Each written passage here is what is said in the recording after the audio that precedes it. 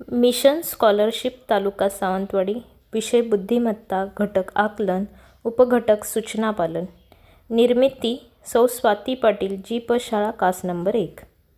सूचनापालन हा घटक सोपा आहे, पूर्ण गुण मिळवून देणारा घटक आहे. यावर आधारित विचारलेल्या प्रश्नातील सूचना काळजीपूर्वक वाचून अर्थ लावावा. अक्षरे, शब्द, वाक्य लक्षपूर्वक वाचून योग्य उत्तराचा पर्याय निवडावा. चला तर बघूया यावरचे विविध प्रकारचे प्रश्न कसे असतात ते पाहूया. सूचनापालन घटकातील नमुना प्रश्न पहिला. यात जोडाक्षरावर आधारित प्रश्न असतात. जोडाक्षर म्हणजे 2 किंवा अधिक व्यंजन व एक स्वर मिळून येणारे अक्षर. इथं उदाहरणार्थ वेगवेगळी जोडाक्षरं दिसत आहेत, जी 2 किंवा अधिक व्यंजन व स्वर मिळून तयार झालेली आहेत. या व्यतिरिक्त सुद्धा काही जोडाक्षरं दिसत नसली तरी ती जोडाक्षरं आहेत. उदाहरणार्थ क्ष, त्र, ज्ञ, स्र. ही कशी जोडाक्षरं तयार झालेली आहेत ही खाली तक्ता तुम्हाला दिसतोय. कुक्रू, पृ, सृ ही जरी जोडाक्षरं दिसत असली तरी ती जोडाक्षरं नाही आहेत, कारण ती एक व्यंजन व एक स्वर मिळून तयार झालेली आहेत. या ठिकाणी मी दाखवलेले आहेत ती कशा प्रकारे तयार झालेली आहेत.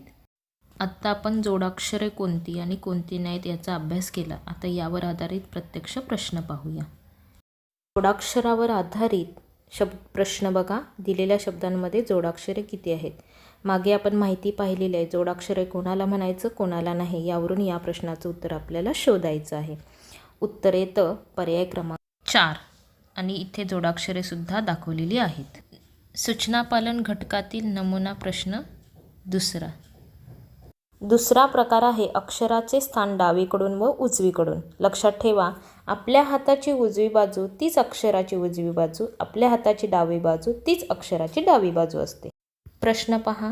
दिलेल्या शब्दातील मध्यभागी असणाऱ्या अक्षराच्या डावीकडील तिसरे अक्षर कोणते? दिलेल्या शब्दाचं मध्यावरचं अक्षर आहे श आणि त्याच्या डावीकडे जायचं आहे, म्हणजेच आपल्या हाताच्या डावीकडे, म्हणजे उत्तर येणार या.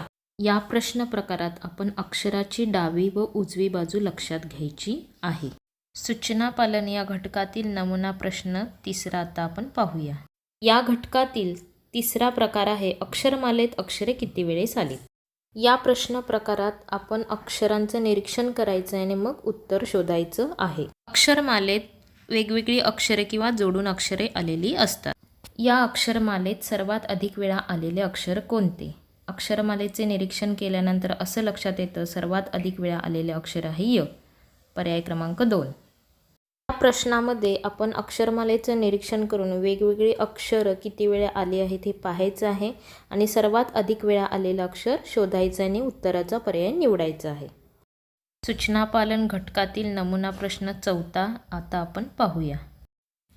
दिलेल्या अक्षरांपासून अर्थपूर्ण शब्द तयार करणे. यामध्ये योग्य अक्षरे जोडून शब्द बनवून विचारलेले सूचना लक्षात घेऊन उत्तर निवडायचं आहे. या प्रश्नात शब्द तयार करून पुढच्या सूचनेप्रमाणे विरुद्धार्थी शब्द शोधायचा आहे. पर्याय पहा. या प्रश्नाचं उत्तर येतं पर्याय क्रमांक 1 खाली. लक्षपूर्वक सूचना ऐकून त्याचे योग्य काळजीपूर्वक वाचन करून आपल्याला उत्तर या प्रश्नाचं शोधायचं आहे. अशा प्रकारे आपण विविध प्रकारचे प्रश्न पाहिले. या प्रश्न प्रकारात आपल्याला अर्थपूर्ण शब्द तयार करता आला पाहिजे, त्याचबरोबर विरुद्धार्थी समानार्थी शब्द यांचं सुद्धा सराव किंवा संग्रह वाचन हवं. सूचनापालन घटकातील नमुना प्रश्न 5वा पहा. सूचनापालन या घटकातील पुढचा प्रकार आहे अक्षरांची आकारविल्हे माहीत असणे. यावर आधारित प्रश्न असतात. यामध्ये आकारांत, उकारांत, इकारयुक्त शब्द आपल्याला ओळखता आले पाहिजेत, म्हणजेच काना, मात्रा, वेलांटी अशा प्रकारे वेगवेगळे आकारविल्हे आहेत ती आपल्याला माहिती पाहिजे. हा प्रश्न पहा. दिलेल्या वाक्यात आकारयुक्त अक्षरे किती आहेत? पर्यायसुद्धा सोबत दिलेले आहेत. आकारयुक्त अक्षरे म्हणजेच काना असणारी अक्षरे. पहा, काना असणारी अक्षरे दिसत आहेत तुम्हाला. टोटल किती आहेत? 9 आहेत. म्हणून उत्तर आहे पर्याय क्रमांक 3. सूचनापालन या घटकात आपण वेगवेगळे प्रश्न प्रकार पाहिलेत. हे नमुना प्रश्न आहेत. याप्रमाणे आपण इतर प्रश्न सोडवा, सराव करा. बेस्ट लक. सूचनापालन घटकातील काही आवश्यक बाबी बघा. मराठी वर्णमालेतील स्वर, व्यंजने, जोडाक्षरे, जोडशब्द माहिती हवेत. त्याचबरोबर दिलेल्या अक्षरसमूहापासून अर्थपूर्ण शब्द तयार करणे याचा आपण सराव करणे आवश्यक आहे. समानार्थी शब्द व विरुद्धार्थी शब्द यांचासुद्धा सराव करणे, वाचन करणे आवश्यक आहे.